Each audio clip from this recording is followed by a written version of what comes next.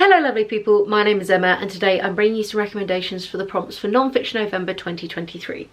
So Non-Fiction November is a reading initiative that happens here on BookTube. It's been going on for years and it's hosted by Book Olive, and it's to try and read more non-fiction, or if you read no non-fiction, to read at least one in the month of November.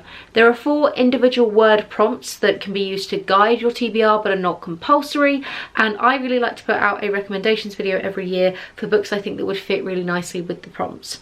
The first one-word prompt is the word fraud, and I have 3 books for each one of the one-word prompts. And the first book that we're going to be talking about is The Immortal Life of Henrietta Lacks by Rebecca Skloot. This is a history of science book, and it is a look at Henrietta Lacks, who was a black woman who lived in America, I think in like the 1920s, 1930s-y kind of time. And basically her cells were taken without her permission and were used in later scientific experiments. She had a form of cancer that they took some of her cancer cells that then continued to replicate and were able to be basically kept alive and were able to be repeated over and over again, meaning that they became a really great useful resource for being able to do lots of research on cells where you wanted each individual cell to be identical for you to then have that as a control group. These are now referred to as HeLa cells and are still used, I believe, to this day, and are basically the backbone of a lot of the sort of science of cells, cytology, biology that we've done out there.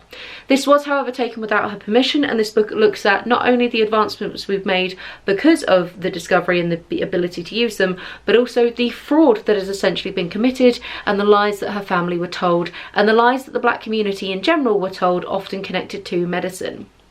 So Rebecca Skloot also, as well as looking at the history, follows the current day family and their sort of experiences with it.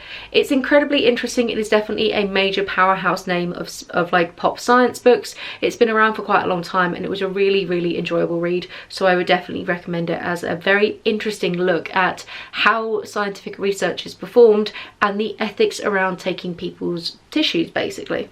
On a very different thread, we have almost a true crime book in some ways. It's very difficult to kind of categorise this one. And this is Kursk, The Last Mission by Robert Moore. This has actually been made into a movie, which I don't think I've watched, and there are documentaries about it as well. And it's about the Kursk, which was a submarine that unfortunately is one of the deadliest submarine accidents and sort of incidents that have ever happened, because the sub went missing and was basically grounded. And it was about the attempts of various nations to try and recover it, to recover the people inside, however unsuccessfully, and also because it was a Russian sub, the Russian government's attempts to cover up this accident from sort of the other global powers that are, and sort of the lies that were told to the general population around it.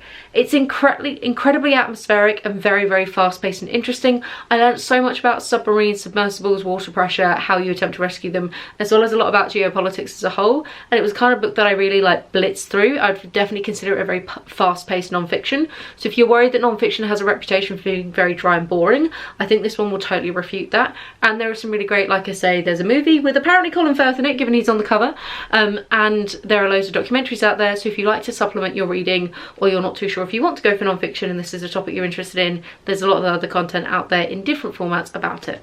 The final book I wanted to talk about is a pure just history book, and is absolutely fantastic, and that is Tulipmania, the story of the world's most coveted flower and the extraordinary passions it aroused by Mike Dash. This is a look at the absolutely crazy bubble, economic bubble, that happened around tulips and tulip bulbs in Holland in the 1630s. This is a book that is dispelling a lot of the myths, because tulips were wildly popular. The whole country went through what we'd call tulip fever, and basically people were just buying tulip bulbs at crazier and crazier prices, and then there was the inevitable market crash. It's one of the earliest examples of a bubble and a bust from it, and is also one of the earliest examples of future shares in economics, which is really interesting. It's a lovely snapshot about the lives of like what it was like to be around in the 1600s in Holland, and sort of what the general global landscape was then, but also a really fascinating look at markets, economics, history of economics, and kind of how being able to do things like predicting futures and selling products that you don't already have yet can cause these massive inflations, and how a lack of oversight over the top can make people's fortune but also bring it all crumbling down. Incredibly interesting, very cool, and was just generally a look at but the mountains of fraud that was being performed, especially when something like a tulip, you're selling a bulb and then the plant doesn't grow for a very long time. You can get away with some really sketchy business stuff there because people are really taking a lot of things on face value. So incredibly fun read. The next prompt is web, and for the first one I'd like to talk about Unfollow by Megan Phelps-Roper. Megan is used to belong to the Westboro Baptist Church. She was actually born into that group. I don't know if the word cult is appropriate or not, I guess. Like I say, grew up in this incredibly strict, very religious, but also sort of extremist religious family. For those of you who don't know, the Westboro Baptist Church is a Christian group in America who are incredibly intense. They really like boycotting military funerals, among many other things. And there have been a whole host of different documentaries about them, including Louis Theroux, which is mentioned in her autobiography. So like I say, this is a memoir about Megan's time growing up in the group and then her attempts to try and move away from it, and just the learning experience that she went through trying to break through the web of misinformation she had been given by her family, and the sort of the delusions that her family were very much subscribing to, and how she managed to leave. Incredibly emotive and very, very interesting. A real look at sort of how people can learn to embrace hate and genuinely think of it as love, and also the way that if you've never experienced anything else from around you, how indoctrination can work, but also how you can break down those sort of levels of indoctrination. So very interesting. I listened to it on an audiobook. I believe she narrates it herself, and it's incredibly powerful as an experience. The next book is taking web in a slightly different way, and that is Mama's Last Hug by Frans de Waal. This is a nature writing / maybe biology book, which is a look at animal emotions, and sort of trying to disprove this idea or refute the kind of idea that only humans experience incredibly intense and complicated emotions, and actually animals are perfectly capable of experiencing a wide range of emotions, including things like grief, a sense of justice, things like that, and sort of the interconnected web of life that there is, and how humans are not that special. It was a really gorgeous, very interesting, very well researched book. Frans de Waal is a biologist and has written many books in this area, and so is a very well respected scientist in the field. The book bounced from lots of different kinds of animals as well, and covered a whole range of things. I read it now, I want to say I read it in the pandemic at the very beginning, so 2020, so like 3 years ago, and there is a chapter about monkeys, a monkey sense of justice, and if you give monkeys one monkey, if they both completed a task and you give one a snack but then one a higher value snack, the sense of injustice and outrage that they experience.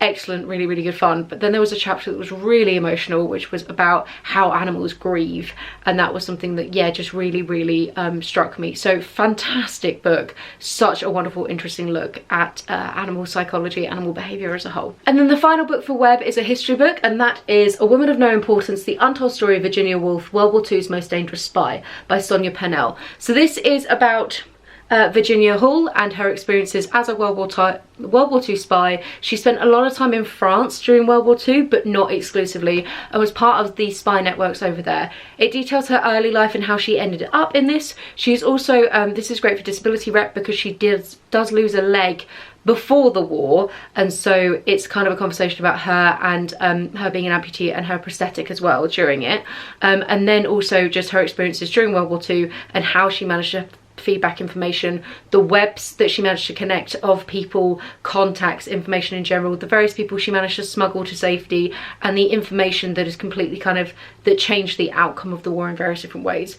There is a whole sort of sub-genre of World War I, World War II women spies, both in fiction and non-fiction, which I absolutely adore, and this again was a really, really great, very interesting read, an incredible woman, so fantastic one to read about. The next area is capital, and I've got a few different ones for this one. So the first book I'm going to talk about is At the Existentialist Cafe by Sarah Bakewell. This is a history book / philosophy book that is looking at Paris, hence capital of France. See what I did there?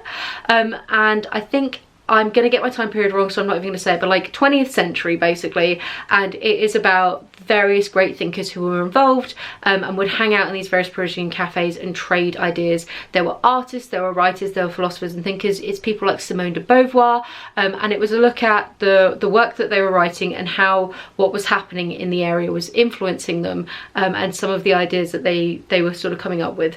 It's incredibly interesting, a really lovely look at philosophy with a very much grounding of like the social like connotations and the social implications and sort of factors in the writing that they had.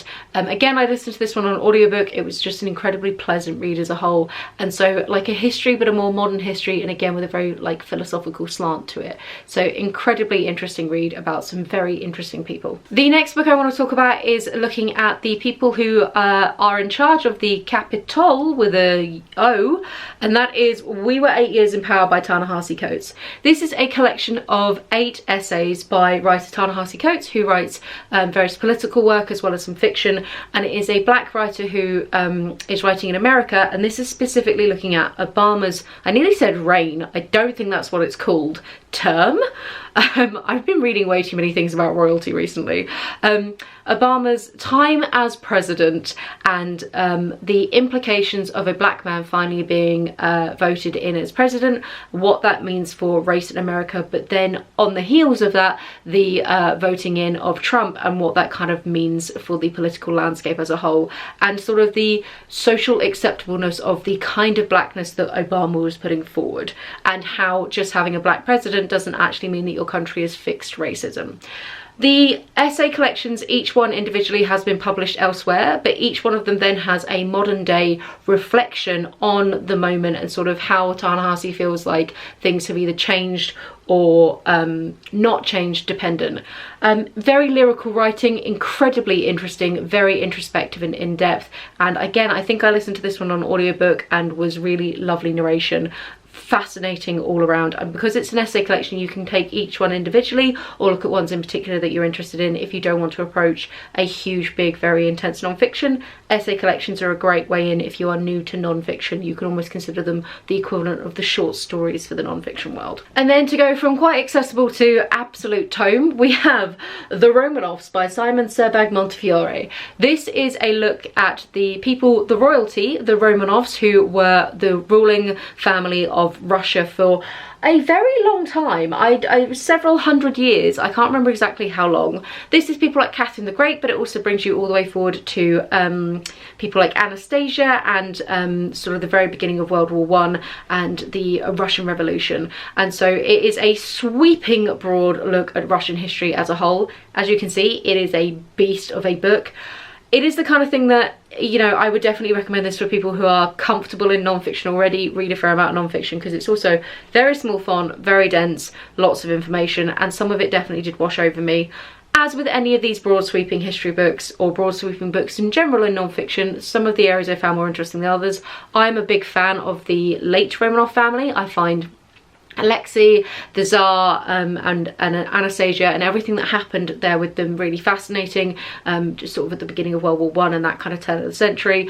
So I have listened to podcasts and looked into more information there, and I also really enjoyed the Catherine the Great bit. Some of the stuff in the middle got a bit blurry. Everyone had quite similar names. A lot of the same kind of stuff was going on, but it is a sweeping look at Russian history and sort of Russia as a whole and their place within the kind of geopolitical landscape.